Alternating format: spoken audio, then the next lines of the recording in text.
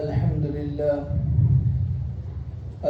لله نحمده ونستعينه ونستغفره ونعوذ بالله من شرور أنفسنا ومن سيئات أعمالنا من يهده الله فلا مضل له ومن يضلل فلا هادي له وأشهد أن لا إله إلا الله وحده لا شريك له وأشهد أن سيدنا وحبيبنا ودرودنا وسلامنا ومولانا محمدا عبده ورسوله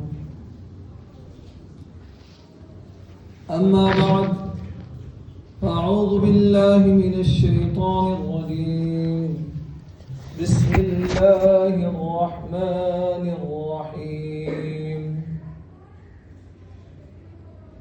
كنتم خير أمة أخرجت للناس تأمرون بالمعروف وتنهون عن المنكر وتؤمنون بالله صدق الله العظيم قال الله تعالى في موضع آخر قل هذه سبيلي أدعو إلى الله صدق الله العظيم قال النبي صلى الله عليه وسلم بلغوا عني ولو آية أو كما قال عليه الصلاة والسلام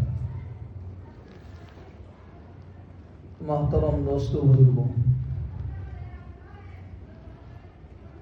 अल्लाह ताला निजर बंदर रहबरीर कानी हर जमानत रहबर पठाइছে रास्ता दिखवार काने हर जमानत रहबरी करिছে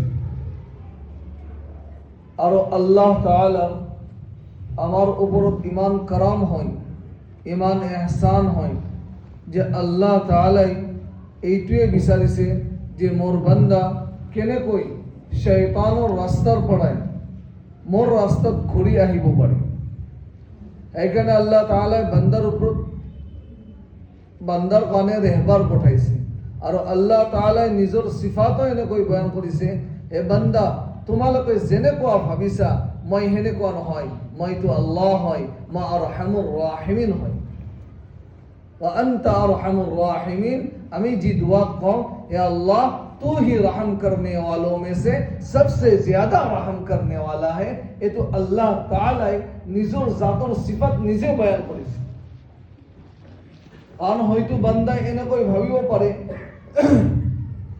যে আল্লাহ তো কহাৰ হয় আল্লাহ তো কহাৰ হয় বহুত খঙাল হয় নাই এইকাৰণে আল্লাহ কৈছে যে যদি মই কহার হয় তেতিয়া হলে মই আরহাম হয় মই রহিম হয় মই গফুর হয় আৰু যদি মই গফুৰ নহৰো হেতেন যদি মোৰ সিফাত ৰহমান নাথাকিল হেতেন তেতিয়া হলে মই তোমালোকৰ কাৰণে रहबर নপঠালো হেতেন যেতিয়া নবীও কা দৌৰ নবীৰ সিলসিলা জাৰি আছিল তেতিয়া আল্লাহ তাআলাই হৰ কওম হৰ খানদানত নবী বিলাক পঠাইছে মাসুম বান্দা বিলাকক নবী বনাই কেনে নবুয়ত দি কেনে তেওঁলোকক পঠাইছে আৰু যেতিয়া নবীৰ দৰবাজা অৰ্থাৎ বন্ধ হয়ে গেছে আখৰি নবী হযৰত মুহাম্মদ মুস্তাফা সাল্লাল্লাহু আলাইহি সাল্লামৰ ওপৰত খতমে নবুয়তৰ মোহৰ লাগি গৈছে আৰু নবুয়তৰ দৰজা বন্ধ হয়ে গেছে তেতিয়া আল্লাহ তাআলা এই দিনৰ रहबरीৰ কাৰণে বান্দাক रहबरी কৰাৰ কাৰণে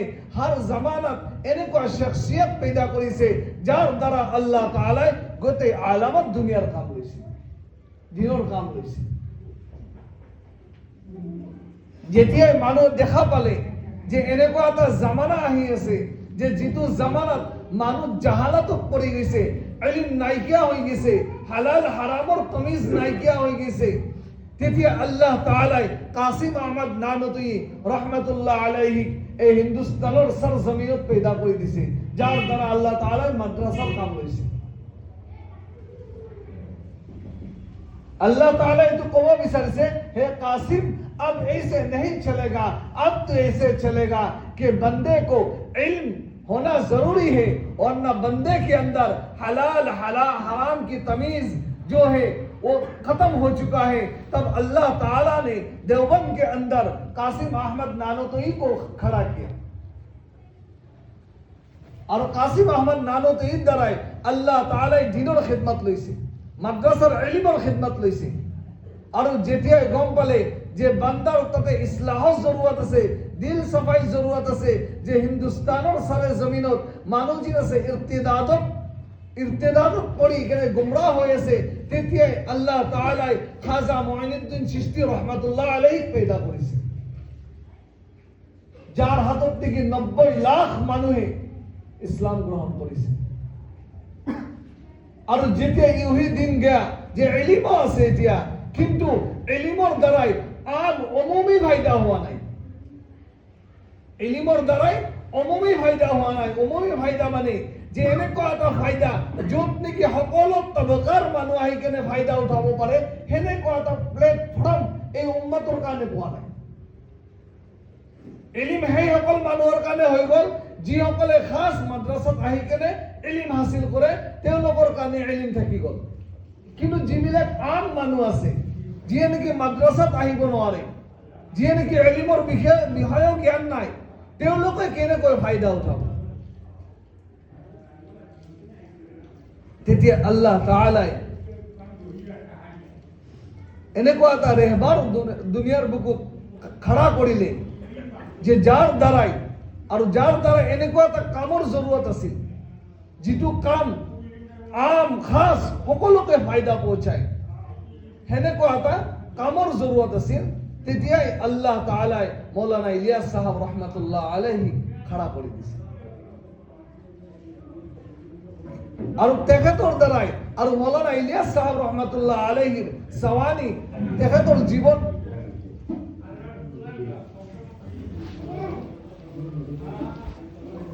তেখেতৰ জীবনত লিখা আছে যে মৌলানা ইলিয়াস সাহেব ৰহমাতুল্লাহ আলাইহি যে আছে, তেখেতৰ এটা ধুন আছিল যে মানুহ তো গুমরাহ হয়েছে, মাদ্রাসার দ্বারা कुछ लोग कुछ तबका फायदा उठा रहा है, लेकिन आम फायदा किस तरह उठा जाए তেখেতৰ এটা ফিকিৰ আছিল। এখন দৰজাখন বন্ধ কৰে দিও, খিড়কিৰ ঘৰ বন্ধ কৰে দিও।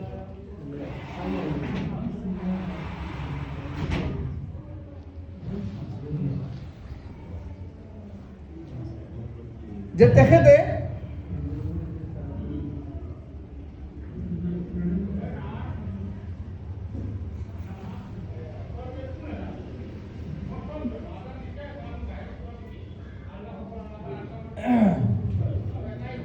তেখেতৰ দ্বাৰাই আল্লাহ তাআলাই এনেকুৱা এটা কাম খাড়া কৰাৰ জৰুৰত আছিল। মৌলানা ইলিয়াস সাহেব ৰহমাতুল্লাহ আলাইহি তেতিয়া কি কৰিলে যে এনেকুৱা এটা ফিকিৰ ললে যে উম্মতৰ কি হ'ব, এই উম্মতটো জাহান্নামৰ পিনে গৈ আছে, এই উম্মতটো অমুমি ফায়দা উঠাব পৰা নাই, মাদ্ৰাসাত আমি পঢ়াইছো। তেতিয়া মৌলানা ইলিয়াস সাহেব ৰহমাতুল্লাহ আলাইহি মাদ্ৰাসাৰ খিদমত কৰি আছে, যে মাদ্ৰাসাত পঢ়াইছো, কিন্তু মাদ্ৰাসাত এনেকুৱা এটা তবকাৰ ফায়দা হৈ আছে, যিটো তবকা নেকি মাদ্ৰাসাত আহিছে ইলম হাসিল কৰি আছে, কিন্তু বাকী তবকা যিয়ে মাদ্ৰাসাত আহিব নোৱাৰে, তাক কেনেকুৱা এটা ফায়দা পৌঁছোৱা যায়। মৌলানা ইলিয়াস সাহেব ৰহমাতুল্লাহ আলাইহিৰ এই ফিকিৰটো জাহানত বহি গ'ল। আৰু এই ফিকিৰক লৈ আল্লাহ তাআলাই যেতিয়া তেখেতক খবৰ দেখাব ধৰিলে, হে ইলিয়াস হাম কাম লেংগে আপসে, প্রথম যেতিয়া সপনত দেখা পালে যে আওয়াজ দেনেওয়ালা আওয়াজ দিয়েছে, মৌলানা ইলিয়াস সাহেব রহমাতুল্লাহ আলাইহির কানত পড়িয়েছে যে ইলিয়াস হাম আপসে কাম লেংগে। মৌলানা ইলিয়াস সাহেব রহমাতুল্লাহ আলাইহি যেতিয়া হার পালে আৰু এইটো কথাৰ ওপৰত ফিকিৰ লৈছে, দ্বিতীয় দিনে দেখা পালে আল্লাহ কৈছে কাম ল'ব, কিন্তু কি কাম ল'ব অলপ ঘবৰাহাটো পয়দা হৈছে। তাৰপিছত দাৰুল উলুম দেওবন্দত আহিল, আহি তাত ওলামাবিলাকক সুধিলে, তেতিয়াই তেখেতক ওলামাবিলাকে দিলাচা দিছিল, হে ইলিয়াস আল্লাহ এনেকৈ কোৱা নাই যে ইলিয়াস তুমি কাম কৰিব লাগিব, আল্লাহ এনেকৈ কৈছে হে ইলিয়াস তুমছে হাম কাম লেংগে, আল্লাহ কাম ল'ব, তোমাৰ চিন্তা কৰাৰ কোনো জৰুৰত নাই। আজি যিবিলাক মানুহে না এই ৰাস্তাৰ পৰা দূৰ হৈ আছে ন, দূৰত থাকিব বিচাৰি আছে, তেওঁলোকক মই কৈছো, হয়তো কাম এজন মানুহ কোনোবাই কৰি আছে, তাৰ ভুল থাকিব পাৰে, কিন্তু কাম বেয়া নহয়, কাম হল নবুয়তওয়ালা কাম হয়। এই দাওয়াতৰ কাম আল্লাহৰ নবীৰ জামানাৰ পৰা চলি আছে। কাম কৰা মানুহ ভুল হ'ব পাৰে এই জামানাত, কিন্তু কাম বেয়া হ'ব নোৱাৰে। নামাজ পঢ়া মানুহ যি আছে, নামাজ পঢ়া মানুহ এজন বেয়া হ'ব পাৰে, কিন্তু নামাজ বেয়া হ'ব নোৱাৰে। আপুনি তেখেতক চাই যে মই নামাজে নপঢ়িম, এইটো আপোনাৰ কোৱা ভুল ধাৰণা। যে নামাজি দেখোন চুৰি কৰি আছে, নামাজি দেখোন বেবিচাৰি কৰি আছে, নামাজি দেখোন আন গুণা কৰিছে, মই নামাজে বাদ দিম, এনেকৈ ক'লে হ'ব নেকি? কাৰণ নামাজীজন বেয়া, নামাজ বেয়া নহয়। দাওয়াতৰ কাম কৰা কোনোবা এজন মানুহ বেয়া হ'ব পাৰে। আজি যি আমাৰ এই বলিয়া যায় যে নামাজ দাওয়াতৰ কাম হয়তো তেখেতে দাওয়াত বুজি পোৱা নাই, কাম কৰি আছে যদিও বেয়া কৰি আছে, ঠিক আছে, কিন্তু এই দাওয়াতৰ যিটো কাম আছে সেই কামটোতো বেয়া নহয়। মাদ্ৰাসাত পঢ়া আলিম এজন বা যিয়ে নহওক এজন ছাত্ৰ, সি আহি কেনে হয়তো গুণা কৰিব পাৰে, সি বেয়া হ'ব পাৰে, কিন্তু মাদ্ৰাসাটো বেয়া নহয়। বুজি পাইছে না কথাটো?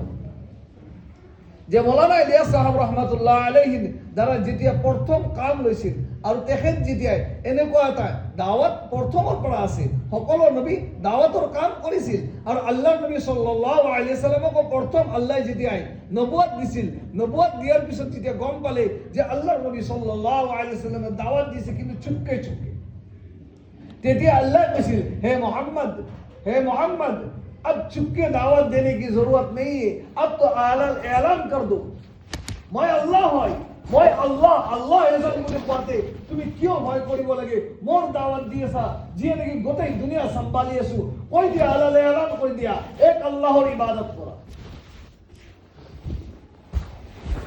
তাৰপিছত আল্লাহৰ নবী যেতিয়া দাওয়াত দিছিল, সফা পাহাৰত উঠি কিনে যেতিয়া প্ৰথম কৈছিল, যেতিয়া নিজৰ কমক জমা কৰিছিল, হে কম, মই যদি তোমালোকক এনেকৈ কওঁ যে এই পাহাৰৰ পিছত এটা লস্কৰ আছে, যিটো লস্কৰে তোমালোকৰ ওপৰত হামলা কৰিব, তোমালোকে বিশ্বাস কৰি ল'বানে? নিজৰ কম, নিজৰ খানদানৰ মানুহ তেতিয়া কি কৈছিল, হে মোহাম্মদ কি কৈ আছা তুমি এইবিলাক? তুমি ক'বা আৰু আমি বিশ্বাস নকৰিম, কেনেকৈ হ'ব পাৰে? তুমিতো আমি নহয়, আমানতদাৰ হয়, তুমিতো সাদিক হয়, যে গোটেই জিন্দগীত তুমি কেতিয়াও মিছা কোৱা নাই, যে তোমাৰ কথা আমি কেনেকৈ বিশ্বাস কৰিব নোৱাৰিম? তেতিয়া আল্লাহৰ নবী সাল্লাল্লাহু আলাইহি ওয়াসাল্লামে কৈছিল, হে মোৰ কম, তোমালোকে কৈ দিয়া, কুলু, তোমালোকে কোৱা, লা ইলাহা ইল্লাল্লাহ তুফলিহুন, এটা এজনেই আল্লাহ। আর তেতিয়া আল্লাহর নবী সাল্লাল্লাহু আলাইহি ওয়াসাল্লামক প্রথম মৃত্যুর ঠেলা, অর্থাৎ আমি যেটো কও মাটির ঠেলা যেটো মারিছিল আল্লাহর নবীর উপরত, সেইটো হল নিজর চাচা আবু লাহাব আছিল। আর তেতিয়া কৈছিল, আলি হাযা জামাআতানা, क्या तुमने हमको इसलिए जमा किया कि हम 360 माबूद को छोड़ दे और एक माबूद की इबादत करें?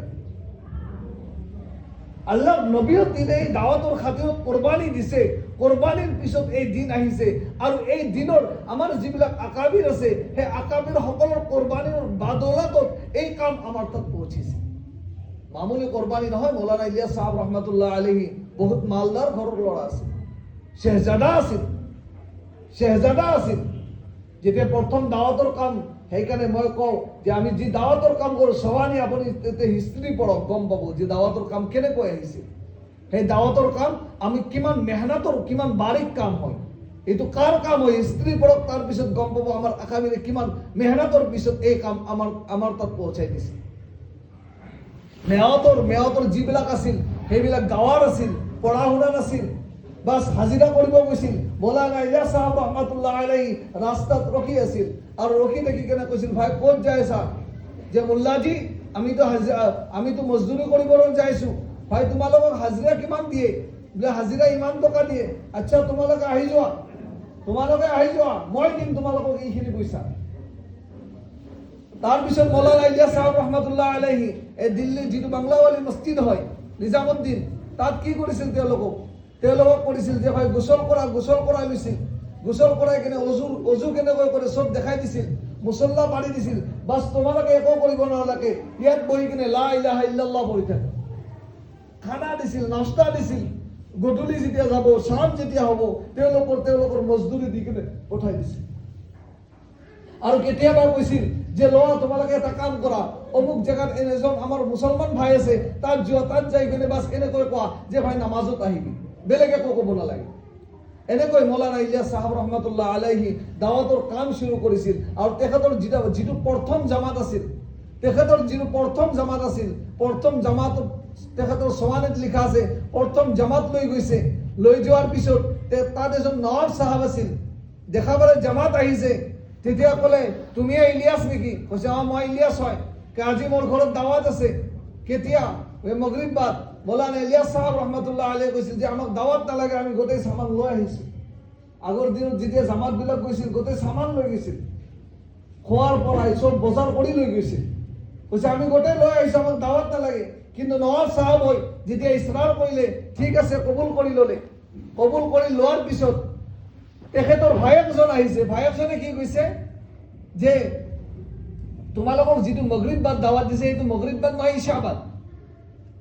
মৌলানা ইলিয়াছ সাহেব ঠিক আছে, ইশাবাদ যেতিয়া গ'ল, সেই নৱাব সাহেবটো খং উঠি গ'ল, কাৰণ তেওঁলোকৰ টাইম টু টাইম হ'ল যে মই মাতিছিলোঁ মাগৰিব বাদ আৰু তুমি আহিছা ইশাবাদ।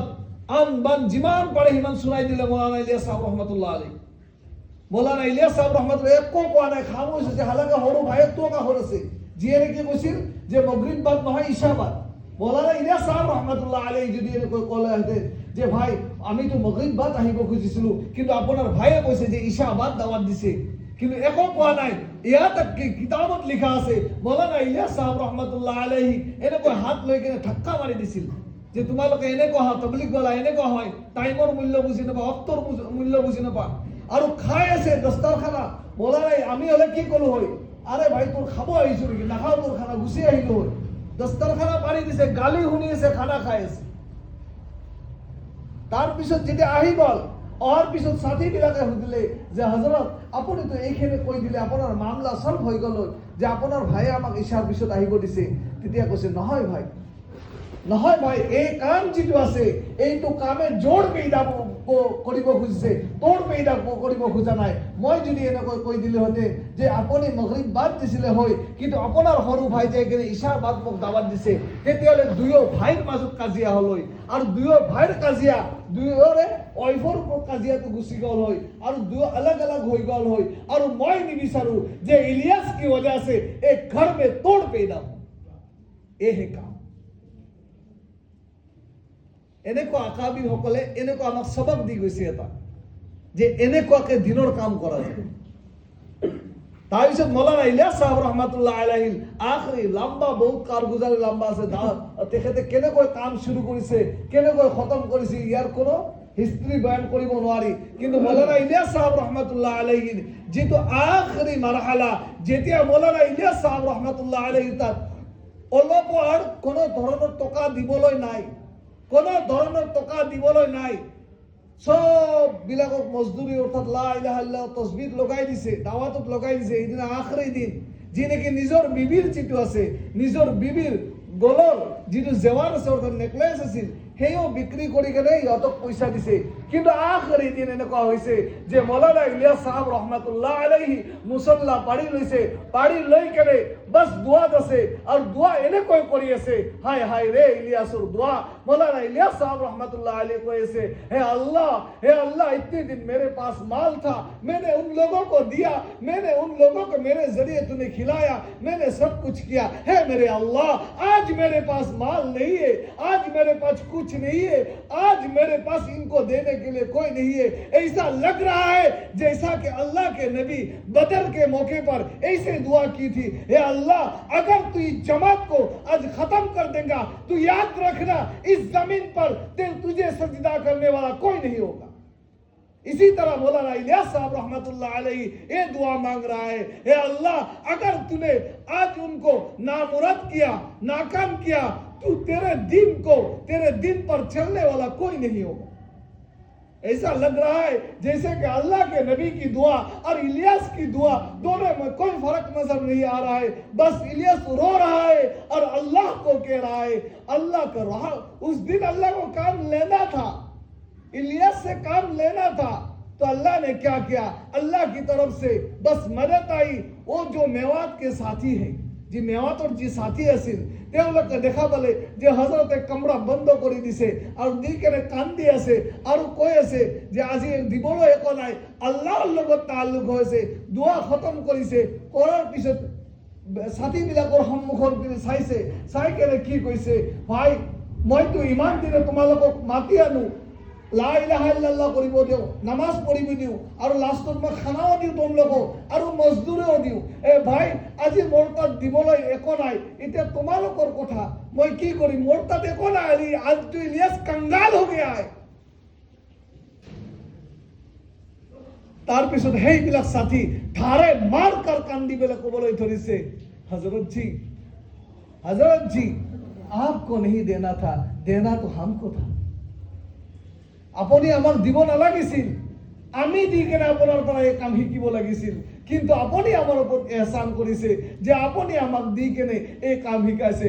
হযৰত ইয়াদ ৰাখনা, এই যিটো কাম শিকিছো, আমাৰ যদি জানো যায় এই কাম কেতিয়া অৰি নিদিও, তেতিয়া মেয়তৰ পৰা জামাত খাৰা হৈ গৈছিল। আৰু সিদিনা ইলিয়াস ৰহমতুল্লাহ আলাইহিৰ এনেকুৱা লাগিছিল যে আল্লাহ যিটো মোৰ ওচৰত ওয়াদা কৰিছিল যে কাম লেংগে, আজি কাম লৈ লৈছে। এ মামুলি কাম নহয় ভাই, এ বারিক কাম হয়।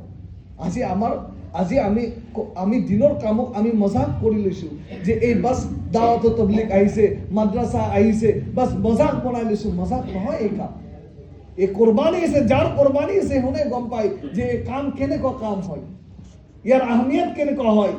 আজি যদি এনেকুৱা কাম নাথাকিলেহেঁতেন, বহুত জৱান তবকাক আপুনি দেখা পালেহেঁতেন যে শৰাবৰ আড্ডাত বহি আছে, ছোৱালীৰ লগত জিনাবাজি কৰি আছে।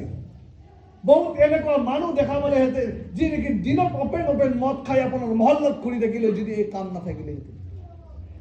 কিন্তু কোৰবান যায় সেইসকল আকাবিৰৰ ওচৰত যিয়ে নেকি এই তবকাৰ কাৰণে চিন্তা কৰি কেনে আল্লাহৰ লগত গোটেই ৰাতি কান্দি আছে, আৰু কান্দি কেনে এই কাম উলিয়াইছে, এই কাম লৈছে তেওঁলোকৰ দ্বাৰা। কিন্তু ভাই মাহতৰম দোস্ত বুজুৰ্গ, আজি আমাৰ কাৰণে এনেকুৱা যে আমি হৈছে মাফাত পাইছো না, কোনো মেহনত হোৱা নাই আমাৰ, সেইকাৰণে আমি ইয়াৰ আহমিয়ত নাজানো। বাস আমি তো জুবান দিয়ে এইখিনি কৈ দাও, এ তবলিগ ওয়ালা তো কিয়া খা হা হয় সাথী আমাৰ, মই এনেকুৱা নকওঁ, এইটোৰো মই এনেকুৱা নকওঁ। আমাৰ সাথী কিছুমান ইলিম নাই, বাস আল্লাহৰ ৰাস্তাত গৈছে, সি অলপ বুজি পাইছে, সি ইমান নাজানে। সাথী নাজানিব পাৰে, কিন্তু কামটোতো আহমিয়তৰ কাম হয়, কামটোতো ভাল কাম হয়। আমি সাথীক চাই কাম নকৰো, আমি কাম কৰিম আল্লাহক চাই, আল্লাহৰ দিনক চাই। কোনোবা নামাজি বেয়া, মই প্ৰথমতে কৈছো, আমি নামাজিক বেয়া কাৰণে আমি নামাজি দি নিদিওঁ। নামাজি কোনোবা বেয়া হ'ব পাৰে, নামাজটো ভাল। আলিম কোনোবা বেয়া হ'ব পাৰে, মাদ্ৰাসাটো ভাল। দাওয়াতো সাথীৰ কোনোবা সাথী বেয়া হ'ব পাৰে, কিন্তু দাওয়াত যিটো কাম আছে সেইটোতো ভাল। আমি কাকো চাই কেনে কাম নকৰো, আমিতো কাম কৰিম আল্লাহক চাই কেনে, আল্লাহৰ কাৰণে কৰিম। কাৰণ আল্লাহে ওয়াদা সেইজনৰ ওপৰত কৰিছে যিয়ে নেকি মোৰ দিনৰ মাজত কৰিব, মই তাৰ মাজত কৰিম। আৰু এনেকুৱা কাৰগুজাৰী আছে, আপুনি কাৰগুজাৰী পঢ়িব, কাৰগুজাৰ গম পাওয়া যাব যে আল্লাহৰ কেনেকুৱা মাদত আহিছে। যিয়ে নহওক সেই যে মই এইখিনি যিখিনি কথা কৈছো অলপ দিলত বহুৱাই ল'ব লগা কথা। আমাৰ আজি হাৰ তবকা এই কামত লাগিব লাগে, কাৰণ যদি নালাগো তেতিয়াহ'লে আমাৰ যিটো নসল আহি আছে, আমাৰ যিটো পিছৰ তবকা আহি আছে, তেওঁলোকে গম পাবৰ নহয় যে আমাৰ বাপ দাদা কি দিনত আছিল। এই কামটোত সকলোৱে জুড়িব লাগে। ক'ত যাব?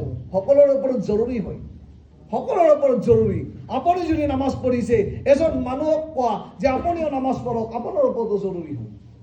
কোনোবা এজনে যদি বেয়া কাম কৰিছে, যে এই যিটো দাওয়াত আছে, দাওয়াত সিৰ্ফ এটা তবকাৰ কাৰণে নহয় যে সিৰ্ফ জামাতৰ সাথীয়ে দাওয়াত কৰিব, সেইটো নহয়, সকলোৰে ওপৰত জৰুৰী হয়। বেয়া কাম যিটো আল্লাহ কৈছে যে তোমালোকৰ, আল্লাহ নবী কৈছে তোমালোকৰ মাজত এনেকুৱা এটা জামাত হোৱা ভাল যিয়ে নেকি আল্লাহৰ পিনে মানুহক মাতি আনে, সেইটো আমাৰ ওপৰত বৰ্তমান জামানত সকলোৰে ওপৰত লাজিম হয়। বেয়া কাম দেখিলে যিটো কৈছে যে ভাল কামৰ আদেশ কৰা, বেয়া কামৰ পৰা নিষেধ কৰা, এইটো বৰ্তমান জামানতটো জৰুৰী হৈ গৈছে। সেইকাৰণে মাহতৰম দোস্ত বুজুৰ্গ, আমাৰ সন্মুখত এনেকুৱা এটা মকা আহিছে, এনেকুৱা এটা মকা আহিছে যিটো মকা নেকি আমি নাপাওঁ। যে আমি সকলোৱে জানো যে 25, 26, 27 আমাৰ কি আছে, ইস্তিমা আছে। 25, 26, 27 ইস্তিমা আছে। এই ইস্তিমাক মামুলি বুলি নাভাবিব, লাখো লাখ মুছলমান জমা হ'ব। কি জানে কাৰ তকদিৰ বদলি যায়। বাস কোনোবাই তাত আপুনি দেখা পায় নিশ্চয়, কোনোবা ৰাতি 1টা বজাতো ইস্তিমাৰ মজলিছত কি কৰিছে, নামাজ পঢ়ি আছে। কোনোবাই 2টা বজাতো নামাজ পঢ়ি আছে। কোনোবাই কান্দি কান্দি দোয়া কৰি আছে। সেই মজলিছত আমি থাকি যেতিয়াই আমি তেওঁলোকৰ দোৱাৰ লগত আমাৰ দোৱা শামিল কৰি লম। হে আল্লাহ, আপোনাৰ এই মজলিছত এনেকুৱা এটা বান্দা আছে যাক নেকি আপুনি পছন্দ কৰে, এনেকুৱা এনেকুৱাটো বান্দা আছে হে আল্লাহ তেখেতৰ খাতিৰত তো মোৰ দোৱা কবুল কৰি লোৱা আল্লাহ কি জানে কি সময় আহিব যে মোৰ জিন্দগীৰ তকদিৰ বদলাই দিব আল্লাহ তাআলাই মোৰ জিন্দগীৰ হিদায়াতৰ ৰাহ খুলি দিব আল্লাহ তাআলাই আৰু তেতিয়া মোৰ দিলত এনেকুৱা জমি যাব যে আল্লাহ আল্লাহ হয় বাকী একো হ'ব নোৱাৰে সেই ঘড়ীৰ কাৰণে আমি যদি 3 দিন এনেকুৱা নহয় ভাই আমাৰ বহুতে সৰসৰি লৈ লৈছে বাস দুৱাৰ দিনা যাম দুৱাটো ধৰি কেনে গুচি আহিম নহয় ভাই আমাৰ এনেকুৱা এটা তলব হোক যে ইস্তেমা আহি আছে কি ইস্তেমা য'ত নেকি আল্লাহৰ ওয়াদা আছে য'ত নেকি লাখ লাখ আল্লাহৰ ৰহমত পৰিব য'ত নেকি দিনৰ কথা শুনিব য'ৰ পৰা লাখ লাখ মানুহ আল্লাহৰ ৰাস্তাত যাব এনেকুৱা ইস্তেমা হয় তাত মই কিয়নো নিজৰ জান মাল যিখিনি পাৰোঁ কিয় নলগাওঁ যিদিনা ইস্তেমা শুরু হ'ব সিদিনা আপুনি যাই বেডিং তাত ডালি দিব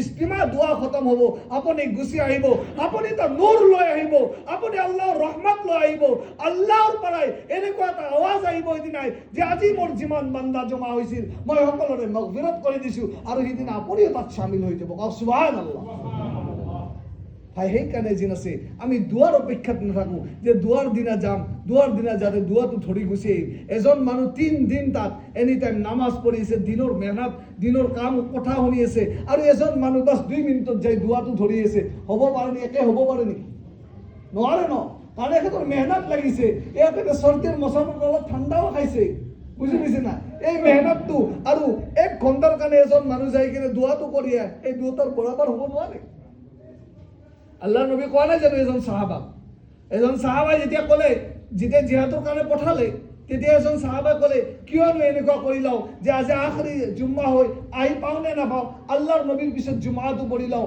তেতিয়া আল্লাহৰ নবী সাল্লাল্লাহু আলাইহি ওয়াসাল্লামে জুম্মাৰ পিছত তেখেতক দেখাৰ পিছত ক'লে তুমি নগলা নেকি তেতিয়া ক'লে হে আল্লাহৰ নবী দিলত তলব আছিল যে জিহাদত যাম ঘূৰি আহোঁ নে নাহোঁ কোনো ঠিকানা নাই মই ভাবিলোঁ যে আল্লাহৰ নবীৰ পিছত মই জুমাটো পঢ়ি কিনে যাওঁ তেতিয়া আল্লাহৰ নবী সাল্লাল্লাহু আলাইহি ওয়াসাল্লামে এনেকৈ কোৱা নাছিল বাহ বাহ ভাল কাম কৰিছা তই মোৰ পিছত জুম্মা পঢ়িছা আল্লাহৰ নবী এনেকৈ কৈছে যিটো জামাত গুচি গ'ল যিটো জামাত তোমাৰ আগত গুচি গ'ল তেওঁলোক তোমাতকৈ 500 বছৰ আগত জান্নাতত যাব সুবহানাল্লাহ এই হ'ল আল্লাহৰ ৰাস্তাৰ ফজিলত এই হল আল্লাহর রাস্তার কিমতি এই হল আল্লাহর রাস্তার দাম আমি যেটু ভাবো যে হাদিসত যেটু আইছে এক ঘড়ি আল্লাহর রাস্তাত ওলাই যা দুনিয়ার যিমান বস্তু আছে সকলোতকৈ আফজালে মামুলি নহয় আল্লাহৰ নবীৰ জুবানৰ কথা হয় সকলে ইনশাআল্লাহ আমি ইস্তিমাত যাম সকলে ইনশাআল্লাহ নাই ইনশাআল্লাহ কম অবস্থা মানে আমি যাম 2 তারিখে ডাঙৰ কথা ইনশাআল্লাহ আমি প্ৰথম দিনৰ পৰা হাজিৰ থাকিম